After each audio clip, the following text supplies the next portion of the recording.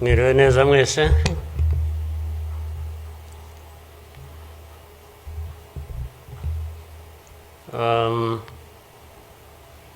Ngira ngo biroroshye wenda kugira aho mpera.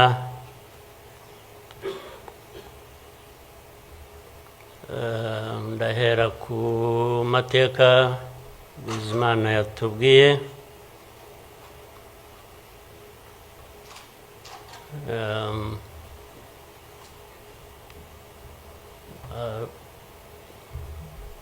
Arambuye, afite ibimenyetso ashingiyeho, ariko ndagira ngo mbanze nshimire mwese abari hano mwaje kwifatanya n'igihugu n'abanyarwanda, cyane cyane mwebwe abaturuka hanze mu bindi bihugu cyangwa abihagarariye hano mu gihugu cyacu.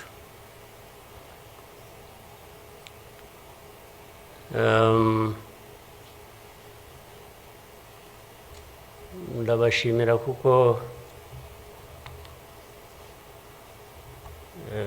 kenshi ko dusigaye tubibona ko bisigaye biri.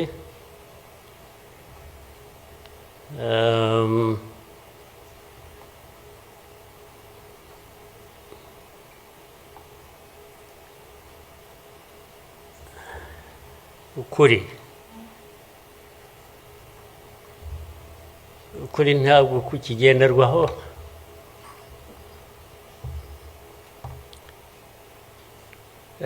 ni nacyo gituma,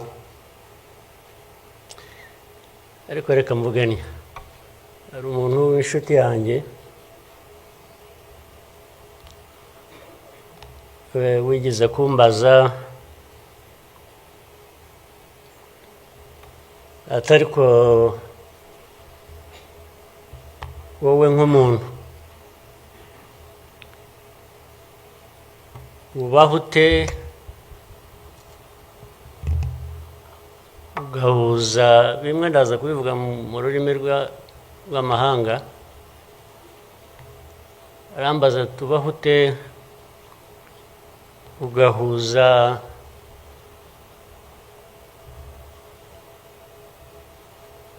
the dark past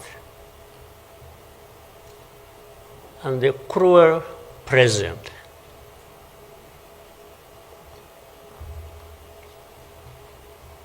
But how do you manage that?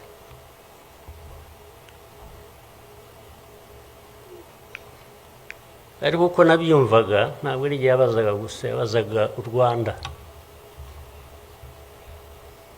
avuga ngo u Rwanda mubaho mute with a very dark past and a very cruel present.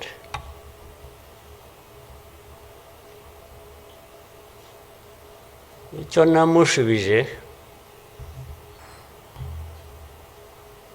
nuko from the beginning we were under an illusion that the two were siblings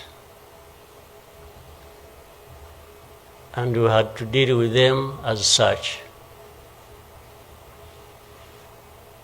You have to deal with the cruel present, knowing that it is very, very much related to the dark past. They are inseparable. So for us, we have a choice to make.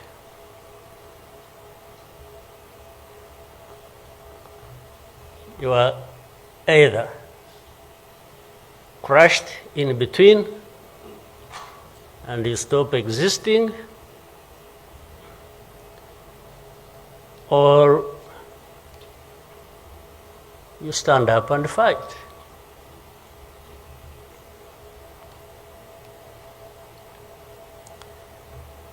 When people are saying in the testimony that, the hope they have and that what happened here 30-something years ago will never happen again.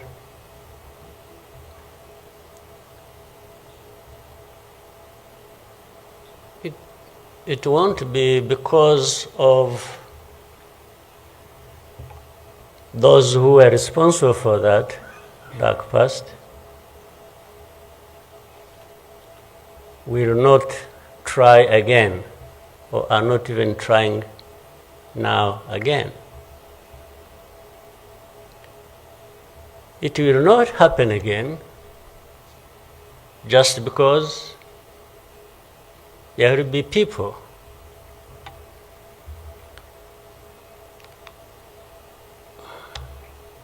who will stand up and fight.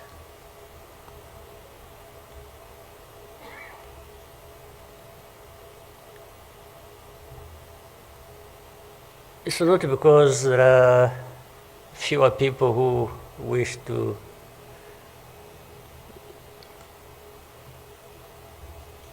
perish or who would have wished us all to disappear, this country to disappear.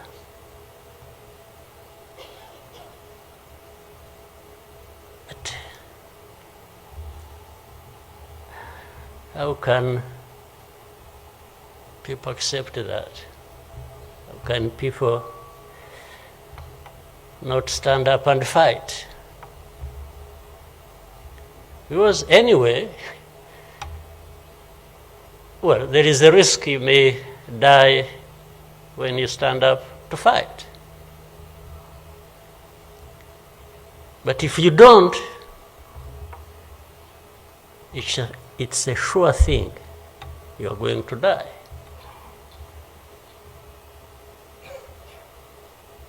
So, why don't I try the former? Why don't I try to stand up and fight with the chance that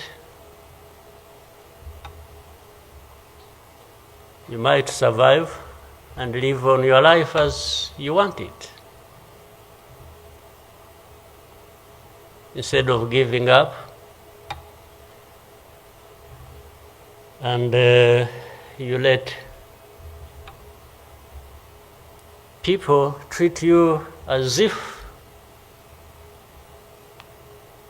for you to live, it's a favor that they are going to do for you. Why?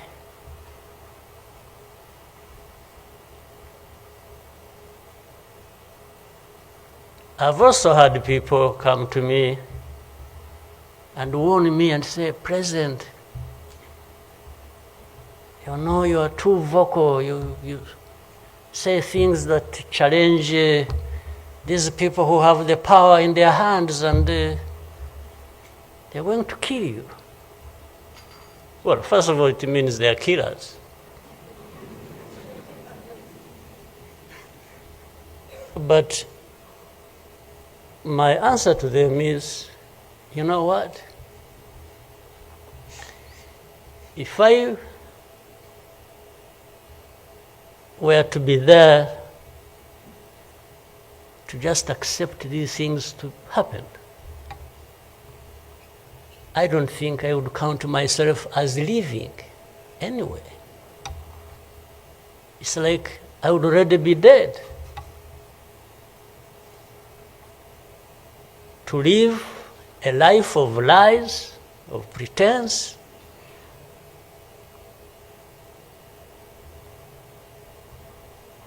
and all my life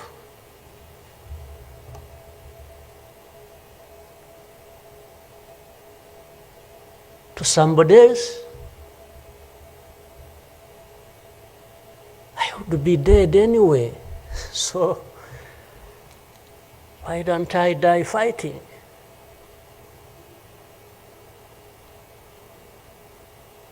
So you Rwandans, why don't you die fighting? Instead of dying anyway, just dying like flies. Why? But my message goes to other Africans who live like this on a daily basis, who are dehumanized. And they accept it and they beg. I can't beg to live. I can't beg anybody.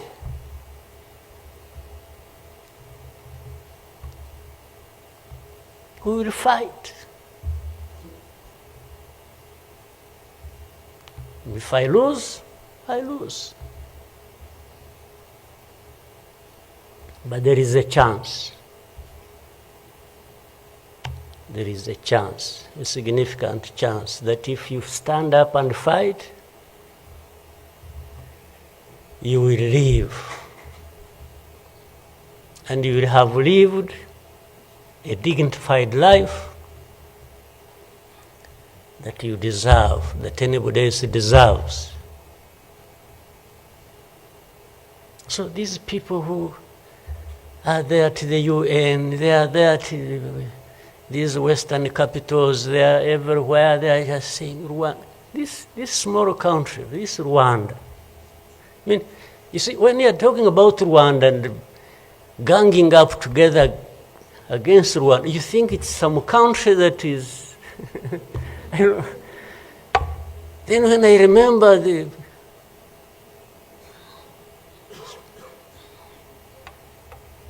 facts about it, I just imagine the world has gone amok.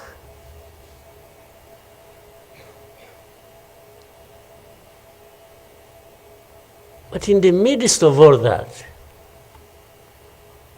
we have to live.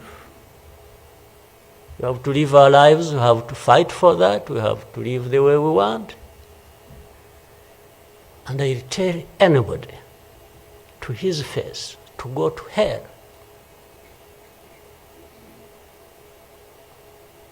If anyone comes around and thinks they can, they come and say, hey, we're going to sanction you. To what? Go to hell. Just go to hell.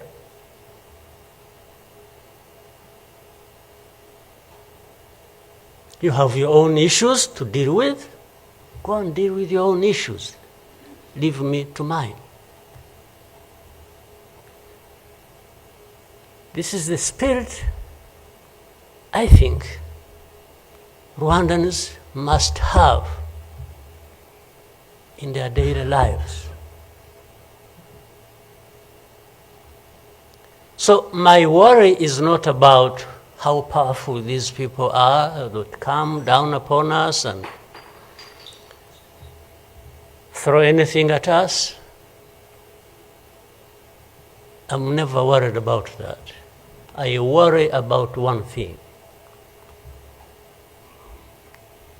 which has lived on for centuries. It's for Rwandans. It's for Africans who sit back and find nothing wrong with accepting to be treated like that. That's my only worry.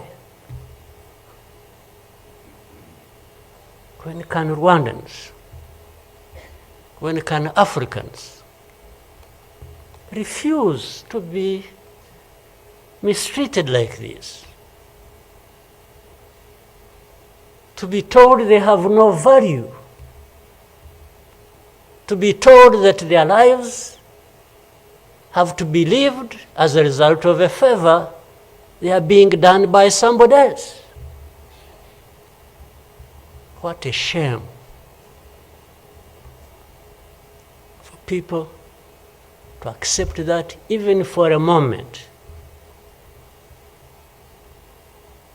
You must not accept it. You must get up and fight for yourself.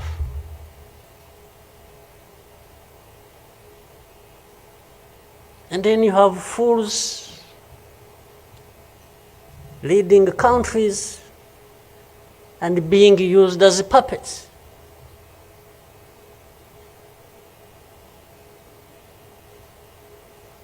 And they are stealing from their own resources, which they should be putting to the good use of their own people and develop them. They just put everything to their own use, find billionaires in a sea of poverty, millions of people going hungry, and their leaders, billionaires, money that has been stolen from the resources of these people, and these are the ones received in Western capitals and praised, and when, Rwanda is being crucified, literally at the UN, everywhere, these are the ones who show up and everybody is doing their bidding.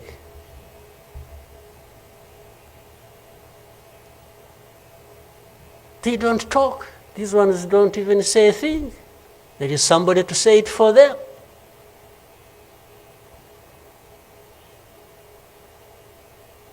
You don't say a thing. Even in meetings where solutions are being thought about and crafted and so on, they are absent because somebody else is there. They are addressed there. When their name comes up, they say, no. You see, I see it on a daily basis. Somebody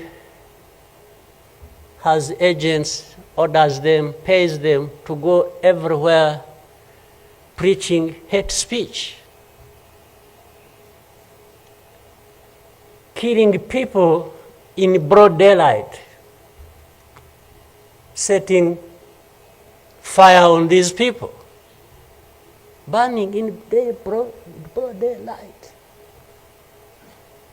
And when it comes up for discussion, they say, no, it's not this one. No. You see some other people, we look for them. But the person keeps coming up. He says, no, I will take the war to Kigali, I remove the government, these Tutsis, we are tired of them, like they were tired of them 31 years ago. Here. And it's okay. These wonderful people, these powerful people who tell us what to do and what not to do, they are okay with that. They are fine with that.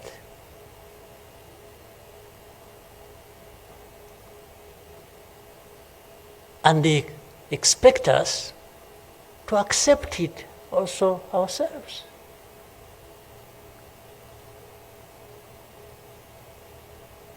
In broad daylight.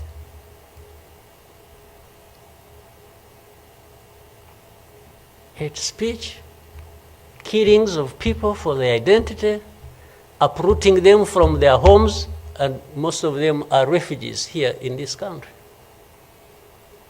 We have 125,000 people as refugees who have been living in camps, uprooted from their homes in Eastern Congo.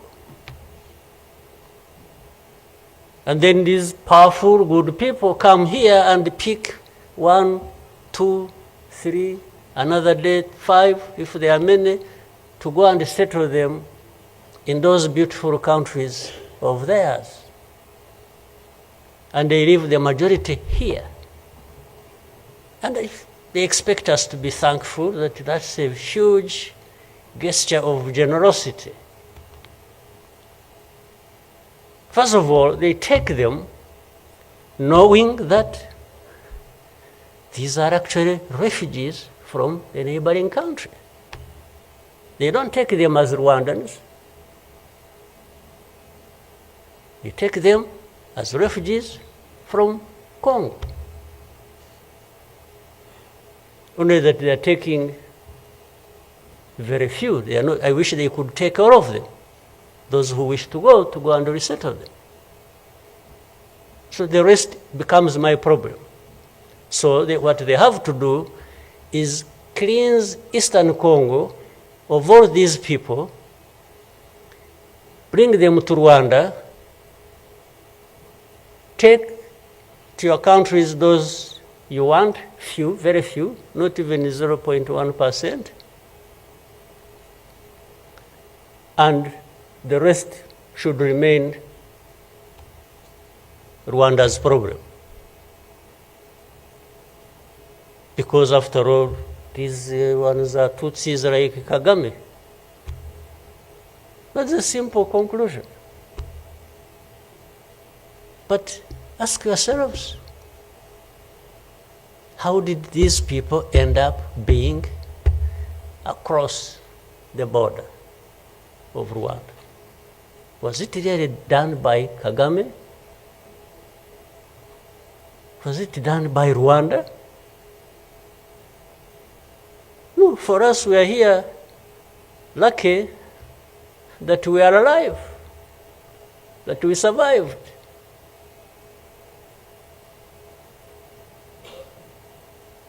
So,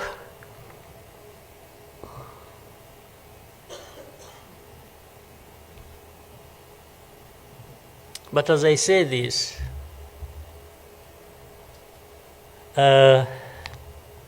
even for my sanity and the country's sanity, we have sometimes to just try to do things differently. Meaning, if you want to be helpful, if you want us to be partners, we are happy to play our part, and you can be sure you will find a reliable partner in us, irrespective of what we think about you.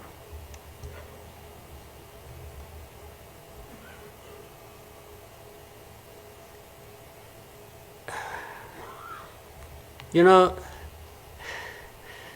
this whole thing you see every day, you know, you have heard of groups, what is it? Group of experts. You have heard of that thing? These are people who go around, experts who are supposed to know better our situation than ourselves. Can you imagine?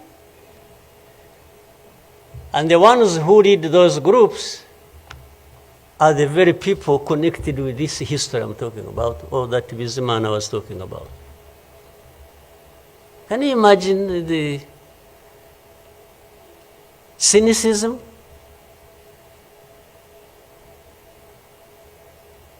And this expert comes to me and asks me, you know, but this. So the whole thing about genocide, this ideology that has killed millions of people, has been turned into a problem of minerals. You know, it's okay. Let's imagine it's a problem of minerals now. Was it a problem of minerals in 1994? Which minerals were we fighting for here? Just imagine. Which minerals?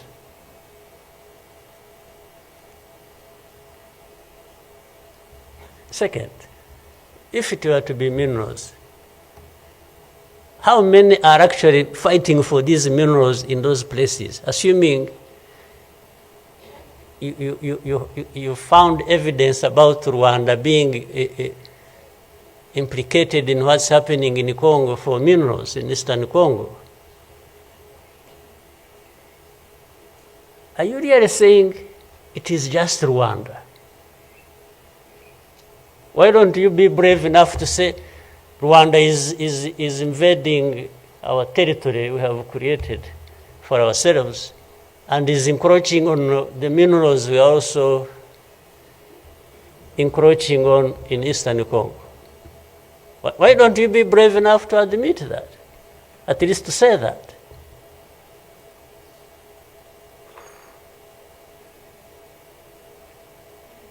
Minerals?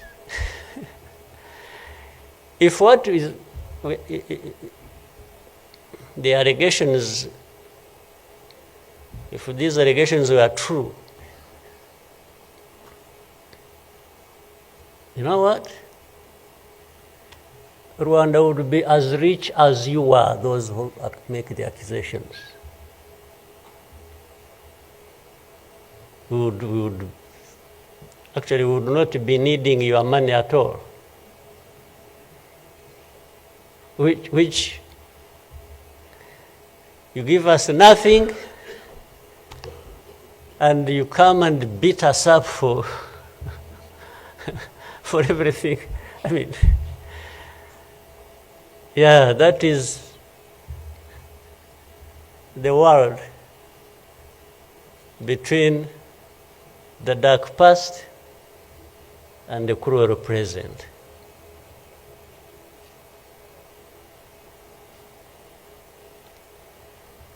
But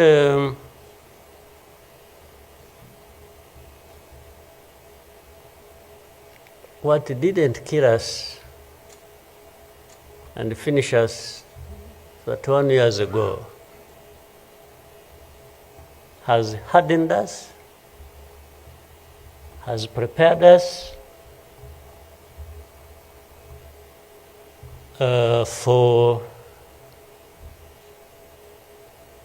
the bad things that will always come anytime these people want and wish.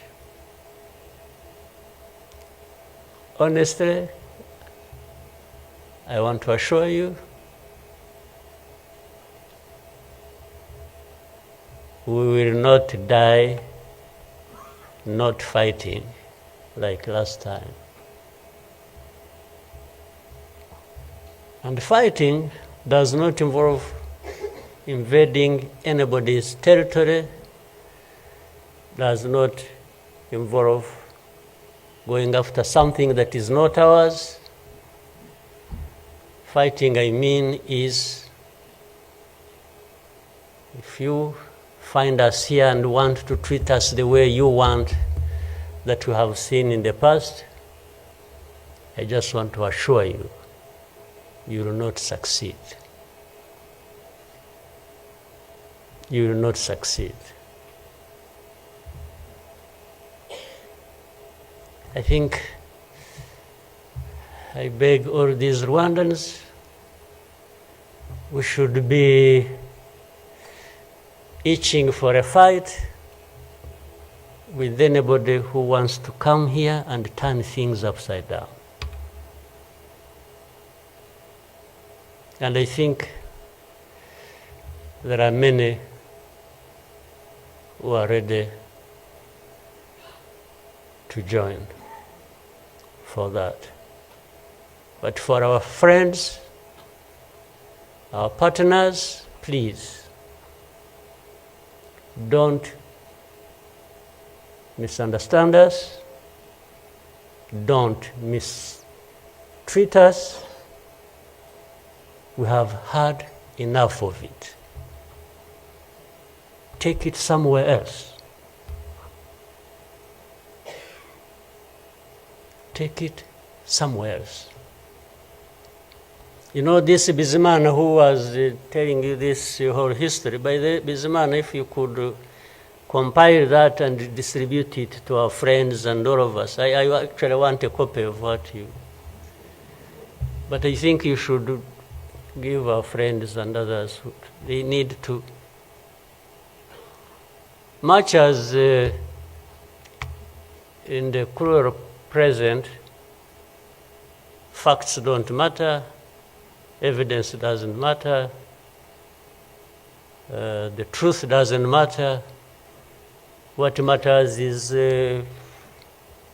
what pleases you on any day, and doesn't matter what facts about others. But and I was saying this because this man made another presentation another time that involved the same people he was talking about.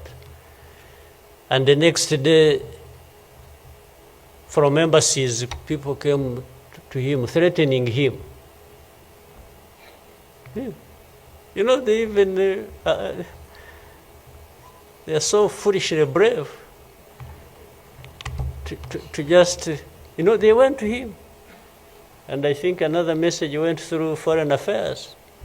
It's like this man who is saying this, and he was not saying it is not true, but he was saying no for daring to say it, even if it is the truth. Yes, they threatened him, and they even started threatening he will not get a visa to travel anymore to some places, face to face, like that. Somebody from the embassy threatening our minister. Of course, I can't blame them that, given this history we have had, that from the embassy they even think they are above the minister. Yeah. He just come and say, you dare say this. He wasn't saying, this is contrary to the truth or evidence we have. Why did you present lies? No. He was just saying, whether lies or truth, you shouldn't have said it. That is the cruel present we live in, but we must confront it. And we will. We shall. No question about it. I've also told people that anyway, for us, we are in a sort of not bad position, because the worst has already happened to us. I don't think anything worse will happen, ever. So those who are scared, fearful of anything, I just want to console you in some way, if you may, that actually the worst has already passed. When we lost the people during that time, the young man was giving a testimony about. Do you think anything like that would ever happen again? I don't think so. So why would we be scared of anything? The worst. The hurricane came and we took cover and things, and it has passed. And we rebuilt. We rebuilt our strength of all kinds. I don't think there is any other hurricane that will come and sweep across the country, destroying everything. I don't think so. So And this day always reminds us of some of the things that I ignored and the facts that remember the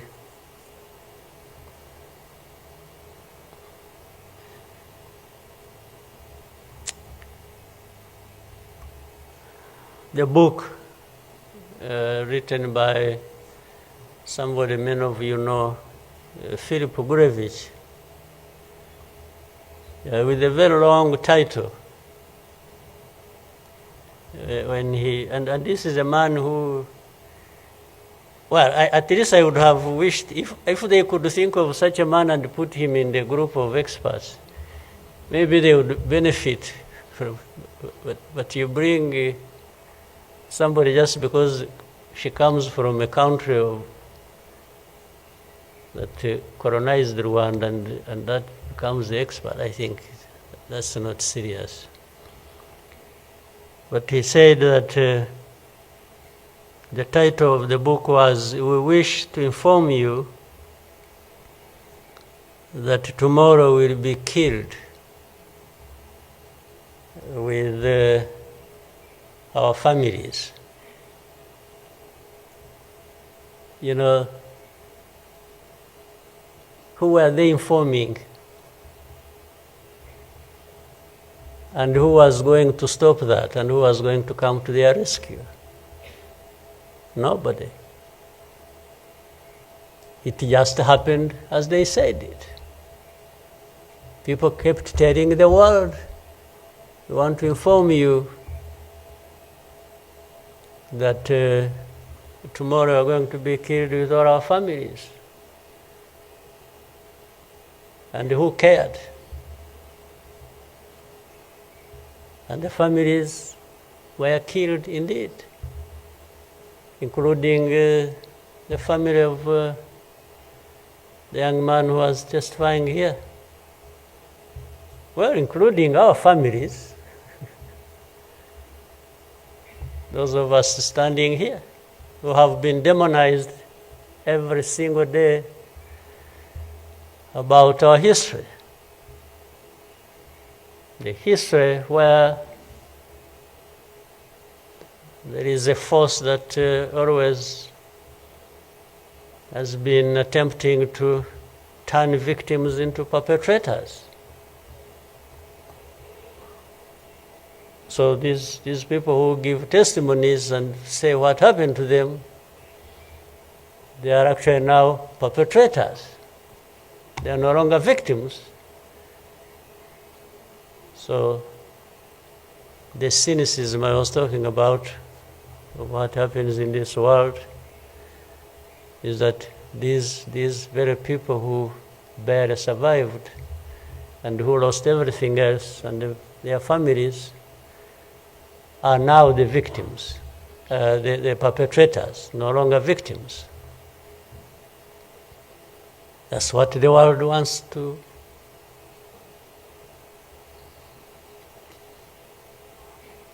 create about us. I think I should, even for, again, the sake of our sanity, maybe we'll always, during the war times, to keep my own balance, there used to be battles taking place across the country, militias killing people, RPA soldiers fighting government forces. Sometimes in our movements, one of the commanders would come to me and say, "President, you come and see what has happened here." I went there once and saw a mass grave that they had just dug with caterpillars, and I think they had put in over 2,000 people. And from that lot, we found 12 people are still breathing. And we got them out. I was told the other day of the 12, I think they lived for some time, and then now they are remaining 7 out of 12. I kept following the story. 7 are still alive. I think 5 died of... But from that moment, I told the commanders that they should never bring my attention to this kind of thing. They should just handle it, and we agreed how they would be handling it. But I should never, I don't even need to be informed or, and the reason was simple. And that fortunately, such a moment of remembrance sort of takes you back into that. But the reason was I didn't want my judgment and my conduct of the war and the leadership I was supposed to be providing to be impaired in any way by the anger, by what you saw. So that's why I wanted to keep my own balance so that we go through so many things. But otherwise, if I kept seeing this, putting people out of a mass grave, and then your mind goes to say, but who is this doing? Whoever is doing this, why is he doing it? He may end up... so anyway, let me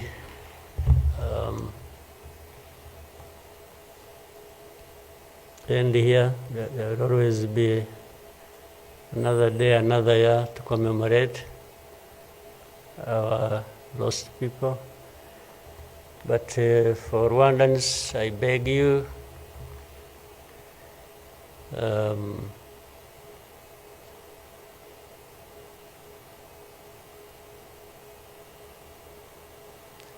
don't you owe your life to anybody else. And please have the courage to deal with the situation and moment as it is. Don't offend anybody, but always fight for what is yours. Don't allow anybody else to dictate to you how you should live your life, because the moment you accept it, that is the day you have lost your life. God bless you.